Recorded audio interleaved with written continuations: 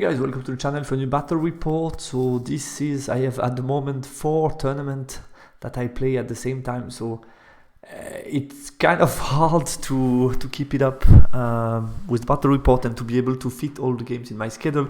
Especially I was on vacation last week, so when you come back you have like a couple of games to arrange during a short period of time, so not easy, but that means plenty of battle report for you. Interesting one, competitive one, and I also play different lists, so yeah, I guess that will be interesting. This one is the quarter-final of the Swiss Fondue League, where most of the top Swiss players are taking part. You see here my list, so I have double blocking core. I didn't have the Stalker Standard at the time. Then I have double Mergvets, one time crossbow, one time halberd. Small unit of Tusker, Thunder Cannon, double Keen Eater, Frosty, and the 2 characters. My opponent was playing the following: has a Deadly King. That's very hard to manage and very strong against me because multi-wound D3 against all my units. Then he has big block of Greybeard, 2 small Greybeards, which are really good with the fact that they are BSB. that's really, really strong. Then obviously the OP Deep Watch. They auto include at the moment, I think if you play Dwarven old, so 2015. I don't think that was the final version of his list. I think it changed slightly some stuff, but no big deal, some details. 2 times Miners, 2 times 4 Warden, Anvil of Power, and 2 Vengeance Seeker.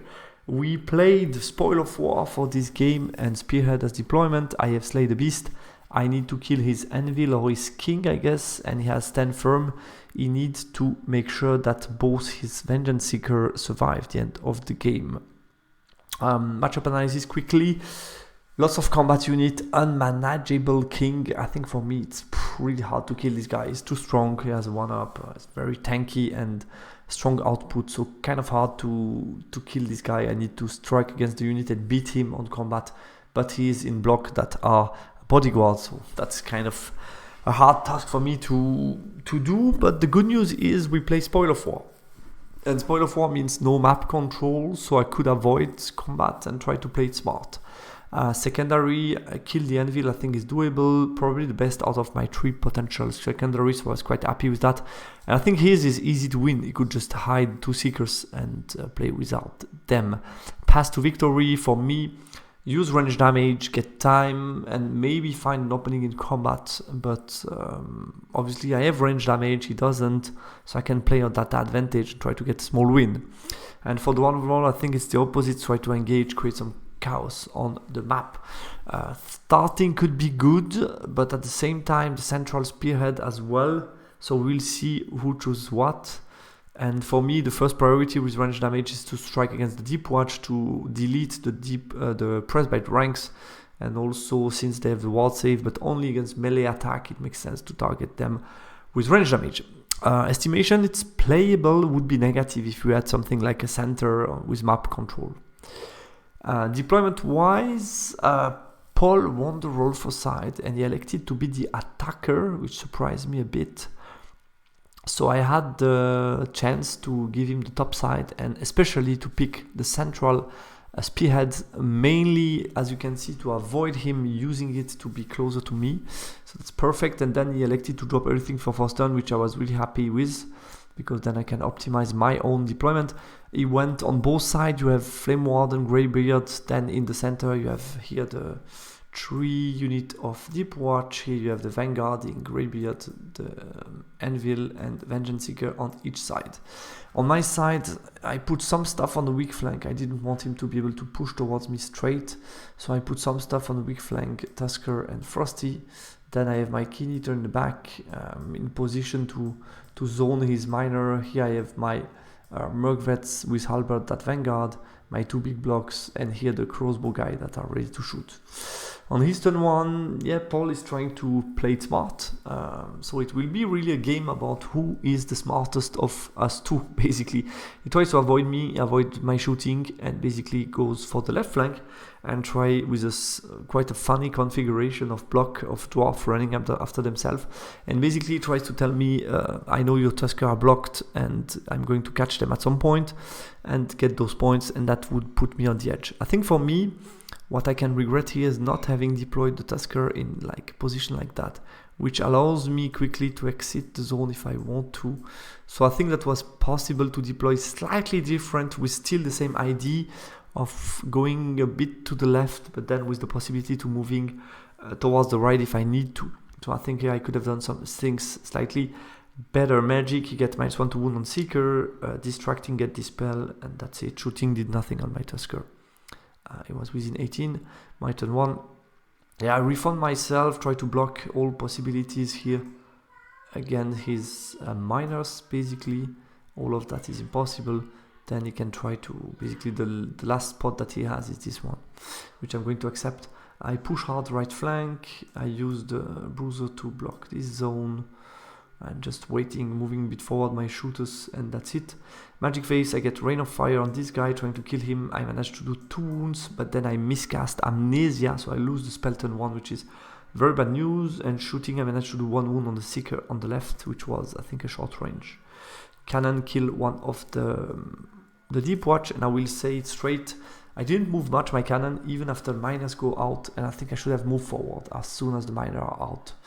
That was a mistake for me, I think, to try to get a range on the anvil, because I was out of range of the anvil. He ambushed both miners, you can see the rest stay quite away, try to get to my Tusker. In the Magic Phase, get -1 to wound on Greybird, get some wounds on Tusker and Frost Mammoth with the throwing, and that's it. My turn 2. Nothing crazy, I start to exit my Frost, continue to push with the Mercs. Remember that's his secondary, so if I kill this guy, it's very good for me. So here I stop him from hiding. Either he move away and then I can shoot him to death and I'm fine, or he stays here and I can kill him combat. The rest move forward, and here, like I said, here the cannon needs to move forward, try to get a range to this guy here. I think definitely that's my secondary, so if I can get that, I have Wrath of God, I have cannon. I think that should have been the aim, and I lost a bit track of that. I wanted to not move to get good shot on Deep Watch that are solid, so I get a +1, which is fair, but at the same time I think I have solid position and I could have started to move forward. Anyway, Magic Phase, I get Wrath of God near the Anvil, so that's nice. I get Smite, do 2 wounds on Forge Warden, Children of Umi on the Frosty in case he wants to charge me with his minus. Cannon kill 3 Greybeard, X-Bow kill another 4, so that's -7 Greybeard in the block of the King, so that's really nice. His turn 3, move the King up in the map, the rest start to exit. He charged my Tusker, who fled to avoid to give him away the Spoil of War, obviously, so I fled off the board. Not a big fan of the mechanic of the Spoil of War, that you can just flee off the board and you don't give it away. But I use it because I can use it, basically. And yeah, the rest, that's about it. Magic Phase, I get -1 to wound on Deep Watch, I dispel the 2 spell. My turn, I charge with the Murkvets against the Seeker. I minimize the contact, obviously. I march forward with bruises and stuff, move back with the Frosty. So we are playing a smart game. It took 3, 4, 5. I'm going to get 2 Seekers and another unit to go on top, and maybe I get Wrath of God killing his anvil, basically. That would be the idea. A Magic Phase, I get a Wrath of God in, so that's really nice, close to the anvil. I got a Smite on Deep Watch, do nothing. X-Bow, kill 4 Deep Watch, close combat, I clean him. And I'm going to get, I think, next turn or after next turn, another Wrath of God. You will see after that the odds of killing the anvil with 2 Wrath of God, which is quite interesting. He's done 4, yeah, start to retreat, nothing crazy happens, as you can see. Try to exit his second Seeker, try to save the point here. Magic Phase, he gets -1 to wound on the King, Gleaming got dispel, Shooting did nothing on the Keen Eater, and Wrath of God didn't come down, and I roll a 1, so he was able to move it 3 inches away from the anvil, which is not a good news. On top, you have the odds of double Wrath of God, because this Magic Phase I'm going to get a second one, so as you can see, there is a 60% chance of killing the anvil with 2 Wrath of God, with 4d6 strength 5, so very decent chance of killing the anvil, getting points and getting my secondary, which would be great. I continue to retreat the Frosty, I protect my Keen Eater, I don't want to give away point, And here again, Cannon has at this point, there is no reason not to, has to move forward to get a range to the anvil. I mean, I don't know why I didn't do it, but I should. Magic Phase, get a Wrath of God, 4 dice against 5 this time, so a bit lucky. Smite, 1 wound on the Vengeance Seeker, so he's still alive. But then I'm able to kill him with the 2-shot from the Frost Mammoth, which was lucky. My Wrath of God rolled another 1, so he's able to move it away another 3-inch. Which is bad news, and crossbow kills some miners, because now that I kill this guy, I know that killing the miners here would get me on top, and that would be enough. My cannon doesn't hit anything. He's done 5, he move away with the miners, the rest you can see, try to move away from my Wrath of God, but I think I moved my cannon this time. So I realized that on turn 4, that my cannon needs to move, and I will be able to get a shot. I don't recall if it's turn 5 or 6. I think I was able to get some shot on the anvil. Anyway, what happened? Wrath of God comes down, one of them, and did 2 wounds to the anvil, and the other one doesn't come down. I don't recall. Yeah, I got 3. I think I got 3 Wrath of God. Could that be? I'm not sure about that. No, it dispelled the next one. Yeah, I got 2. Yeah, there is still 1 in game. So yeah, you see my 5 at the same time. So that's the point where I realize I need to move my cannon, but a bit too late. He dispelled the Wrath of God. I rolled a very good 18 on 4 dice with 7 dice. He managed to dispel it, no problem. Smite killed 3 miners, shooting killed another 3 miners. So there is only 1 alive. He passes his panic check, no problem. He's 6, try to hide the miners. I need to kill that, basically, to win the game. To qualify, so to say. The rest, nothing crazy happens. My 6, I move forward to get all the shots on the last miner and the magic. Yeah, he got some spell, try to protect, but I dispelled those 1, and with shooting, I managed to kill him. So that's very good news for me.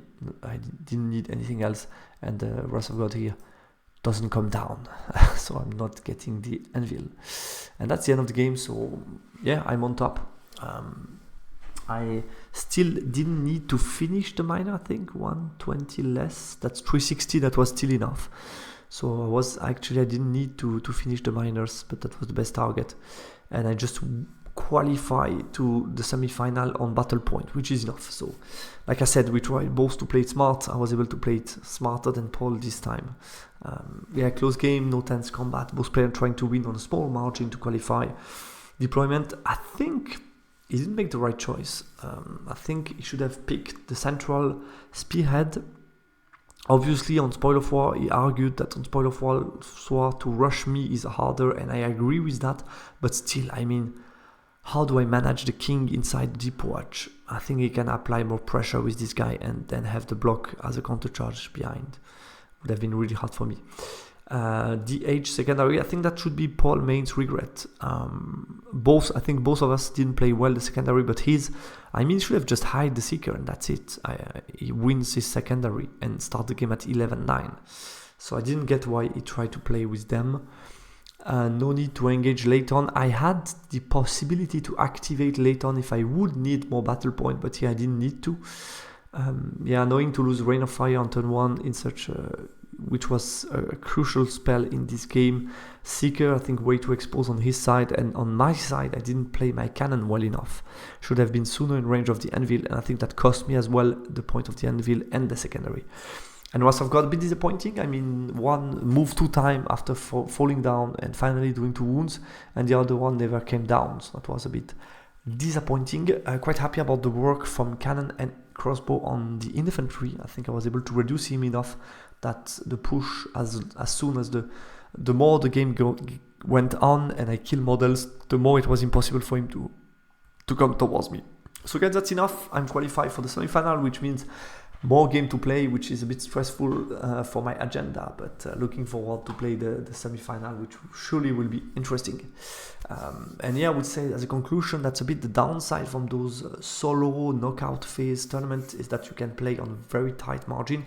It's also interesting because it's very tactical and you play a bit differently, but you have no incentive to go for the bigger win, except for your elo point, you could say, but that's about it. So that's a bit the downside, which provide a little bit different game. So that I think this setup or this condition should be understood also when you watch those battle reports, to understand that you don't play those games the same that you would on a team tournament where every point matters, for example. Guys, thanks for watching, take care, and talk to you soon on chat. Goodbye.